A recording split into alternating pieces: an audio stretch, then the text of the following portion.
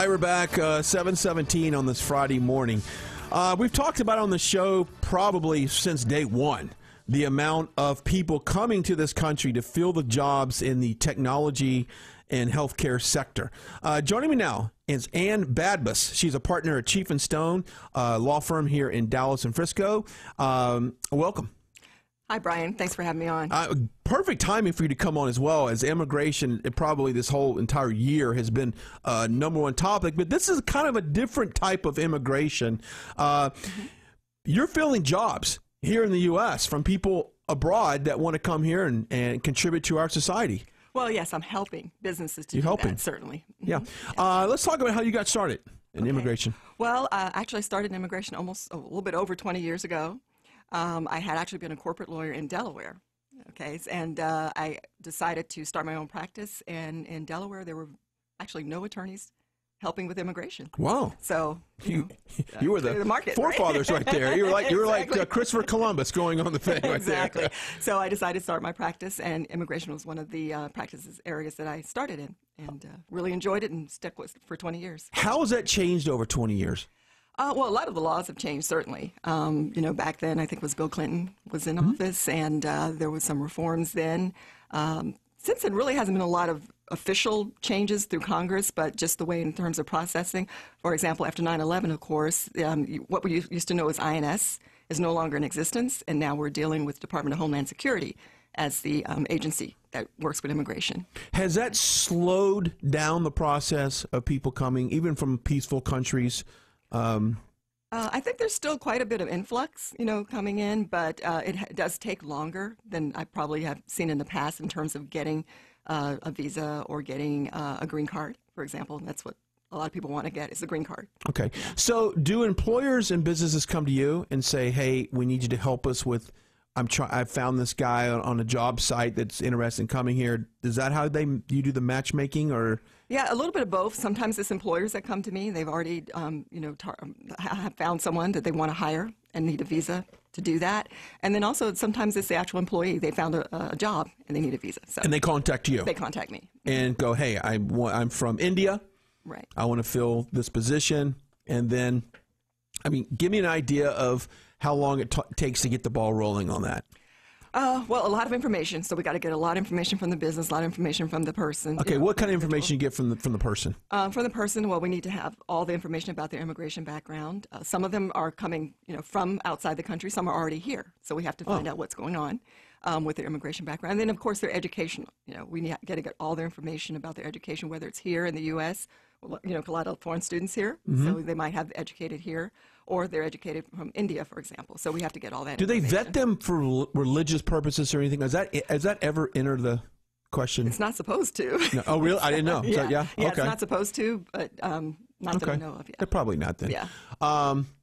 Pretty cool. Okay, so which countries right now are you seeing with the greatest influx of people coming to fill jobs? Sure. Well, in my area, and I mainly work a lot with the healthcare industry, so I work with a lot of physicians. A lot of them are coming from India, Pakistan, African countries as well. So that's what I'm seeing most of. Are they educated in those countries, or do they come here to get educated and they just want to get their citizenship or become a citizen? The majority of them actually are educated in their own country. So, for example, they went to medical school there. But when they come into the U.S., if they want to practice, they still have to go through the same training, even if they've had training before, as someone right out of medical school here. Really? Mm-hmm. Okay. Do they come here because there's no jobs in those countries, or they just want to, are there the better jobs here? I think it's a little bit of the better jobs here. Better? I think there's more growth professionally for them. That's what they feel. Yeah. Yeah. We're talking to Ann Badmus. She is a partner at Scheef and Stone law firm here in Dallas and location in Frisco as well, talking about the immigration that's coming to this country to fill jobs. Now, you've seen these reports of healthcare and technology. Those are two great that are just the jobs are being. It's almost like they can't fill the jobs. Exactly. Okay. What percentage of people do get rejected from coming over here? Like, I know that each country has only so many people so many visas that are offered to them. How many people do you see just get denied?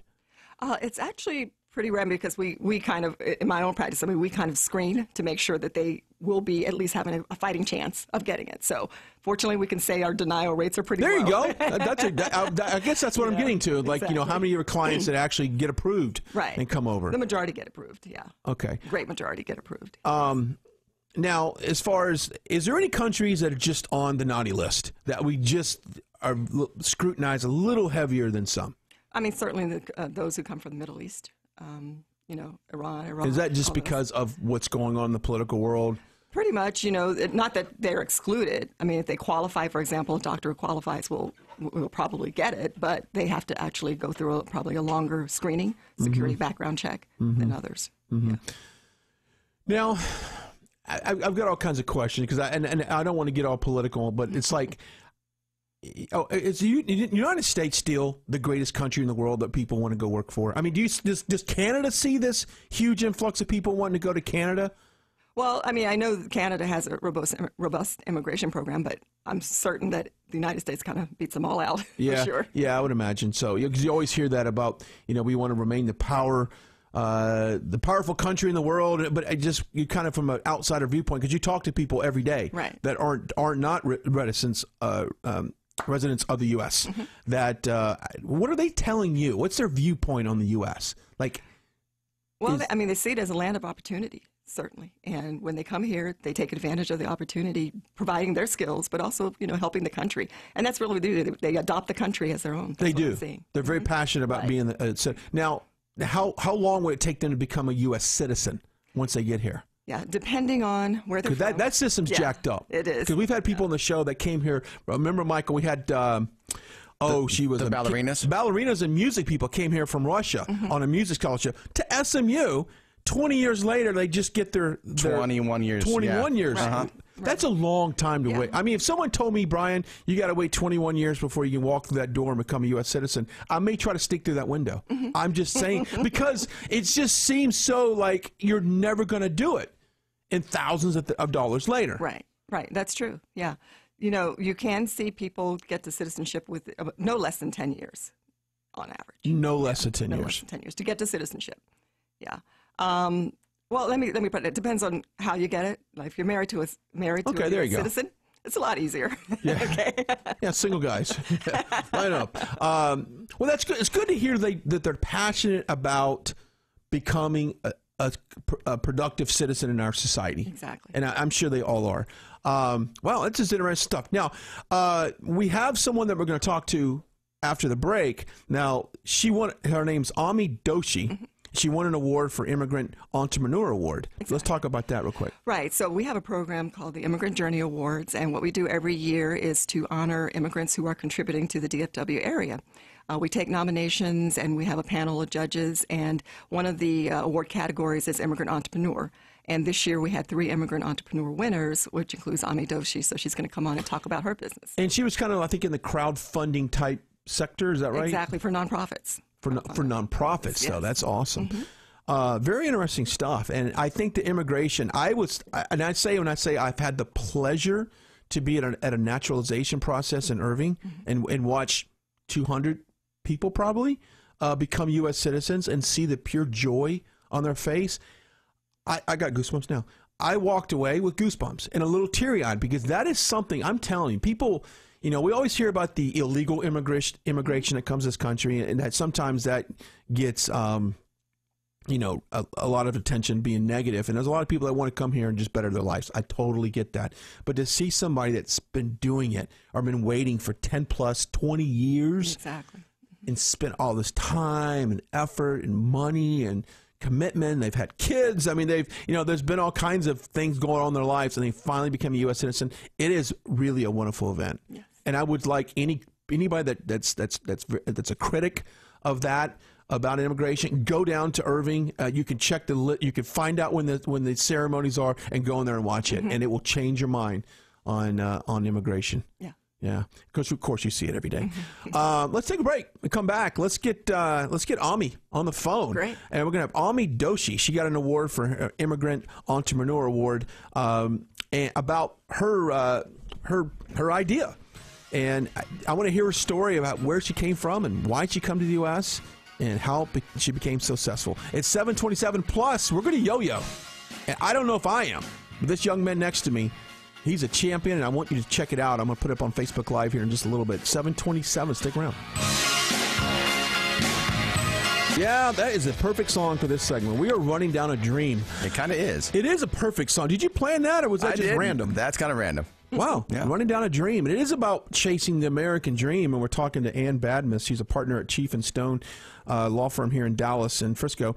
We're talking about immigration to the U.S., filling the jobs in technology and healthcare sectors from people from India and China and just really all around the world, because this is the land of opportunity. This is where people go, I think, to in their mind to make it in the world. And I thank God that we are that country.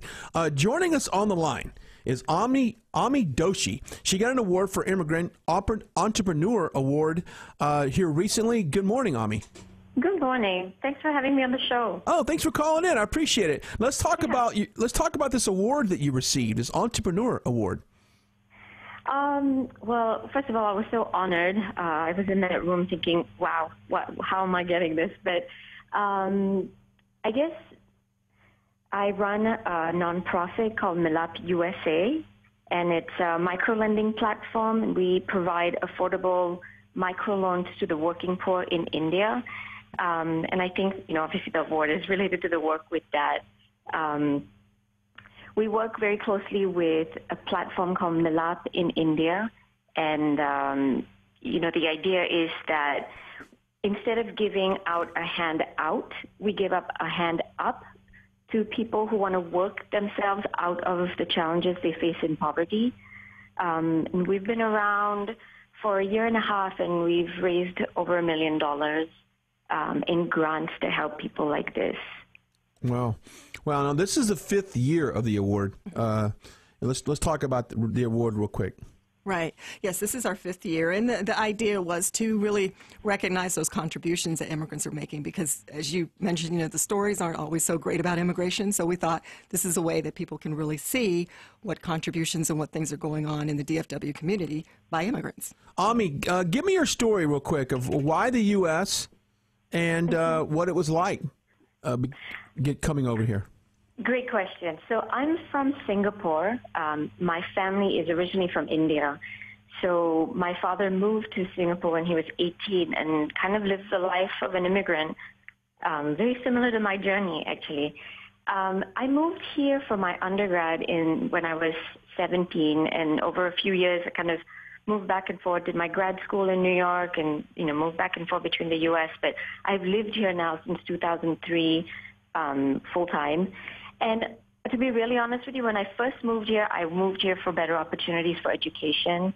And my really interesting private story is I come from a traditional Indian family, and I didn't want to get married. And I said, I think the way out is education, and the U.S. is the best place. And my dad gave me his blessing and said, go.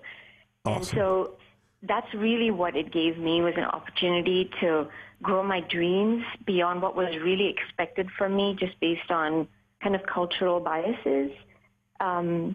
I just had the opportunity here to really just be who I am as opposed to a representation of where I come from. And that's really what I've loved about living here, and I can give my kids the same opportunity. My father was an entrepreneur moving from India to Singapore, and I'm kind of mirroring his journey, and it's just such a wonderful thing to be recognized for that. Has he been over here in the U.S. at all? He has. Yes, he's come a couple of times. It's a very different world, and sure. He's very happy to see how we've settled, and it's nice. It's very proud. Now, to get this award, how does that make you feel? Because think about this for a second. I'm envisioning your journey. You want a better life. You want to come over to the U.S. to start your own business and kind of be your own boss. You come here, all the obstacles that we all know is involved in starting up your own business, and then finally get recognized as being one of the best. That's got to be an amazing feeling. It is. I told Anne, I never see anyone famous, and I never win anything. It really was humbling. At the same time, it was so gratifying. Just like you said, there's so many obstacles, and so many resources that may not seem very obvious because I'm just not as plugged in into the larger scheme of things. And that journey upward is tough. It's tough for all entrepreneurs, I think. And, you know, like you said, the whole immigration story here is complex now, and I do face that sometimes. And I think what Anne is doing with the firm is so incredibly wonderful, but so necessary, because there are so many people from all over the world that add so much value here in terms of, you know, economy, in terms of culture, in terms of societal benefits. So I think it's wonderful, and I'm really honored. I'm not just saying it, I truly am. No, I can hear it, and I can hear it in her voice, right? And you really can. Real quickly before we let you go, what's next for you? Do you have plans for another business or to expand on the platform you have now? What's next? You know, it's a really good question, because I feel like I'm in the process of this right now. I have plans to expand what L.L.P USA is doing. We're in the process of rebranding, and I'm kind of looking at my life journey and every single step of the way, how I'm sort of being prepared for where I'm going next. I'm going big, and I'm going to expand this platform to include more countries, try to help a lot more people. My goal is to help 500,000 lives, improve 500,000 lives by 2020, and I'm on a mission to get that done. If someone is listening, how can they learn more about what you created? Was there a website? There is a website. It's kind of static. It's under creation right now, but it's www.milapusa.org. That's MILAAP USA.org. We're also on Facebook. They can absolutely reach out to me personally, Ami Doshi. I'm on Facebook as well.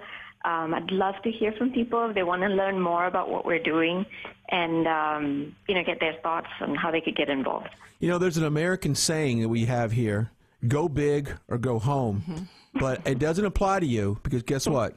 You're already home. That's it. Right. Thank you so much for joining us. And real quickly, when you got here to the U.S., what was one of the first things you wanted to go eat?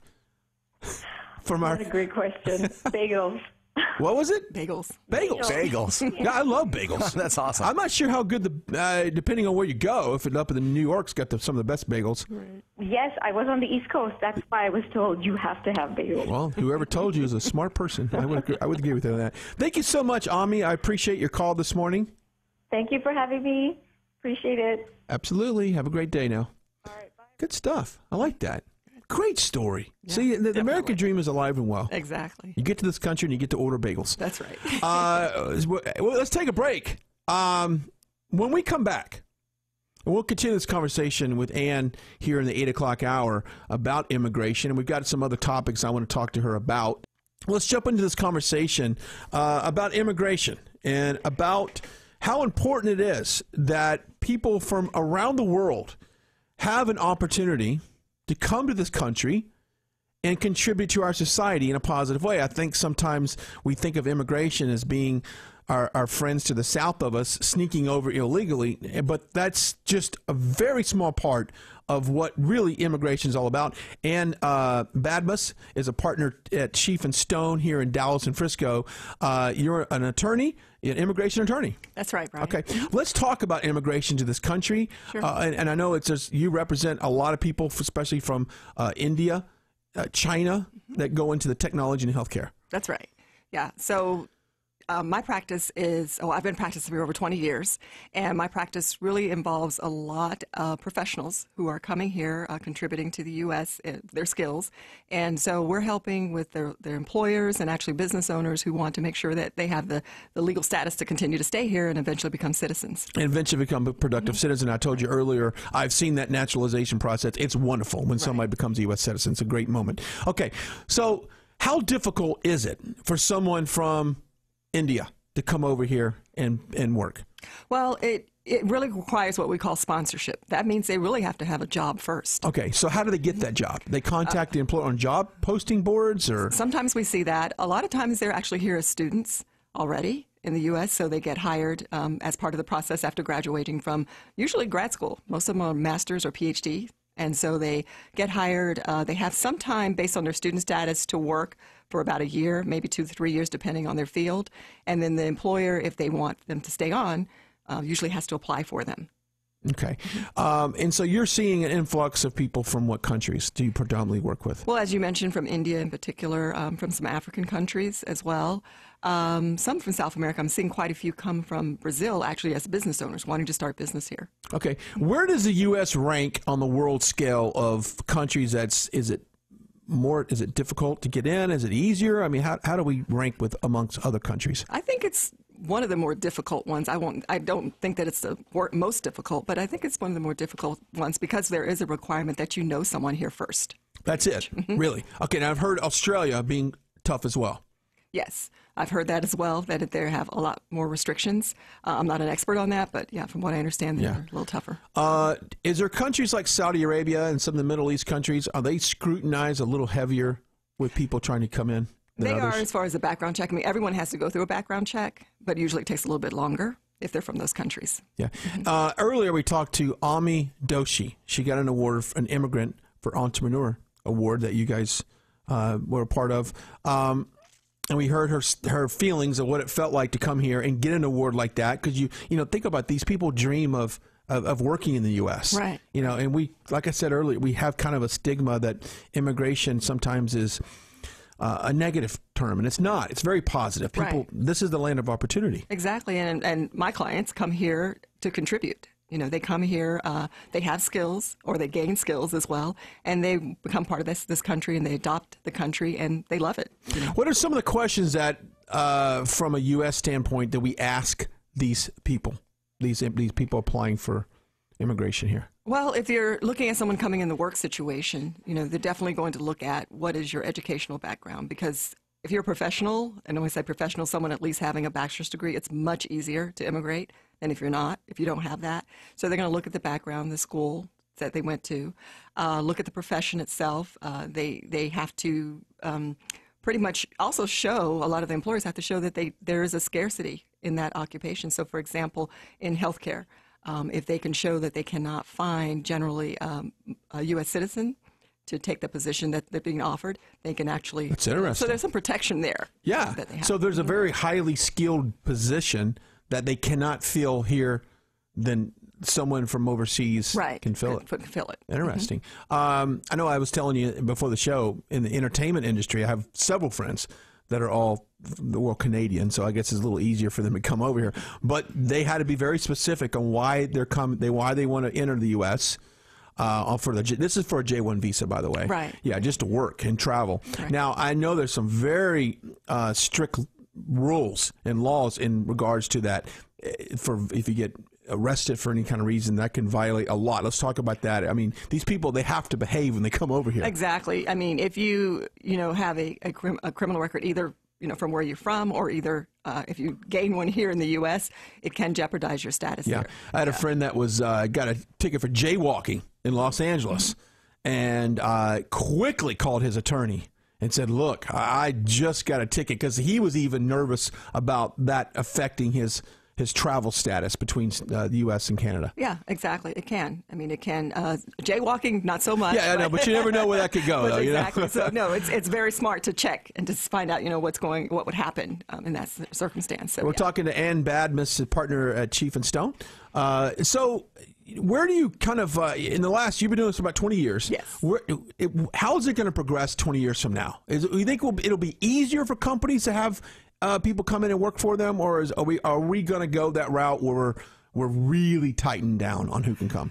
Well, it's hard to say. It's all up to Congress, right? Yeah. It's hard to predict. I mean, you've had Trump come out and want to cut off anybody from a Muslim country, and that's, depending on where you sit, that's, I don't know if it's a good thing or a bad thing. I don't know. I'm just not going to get into that. But so it all depends on Congress, right? Yeah, it all depends on Congress. I mean, the president can do some, but...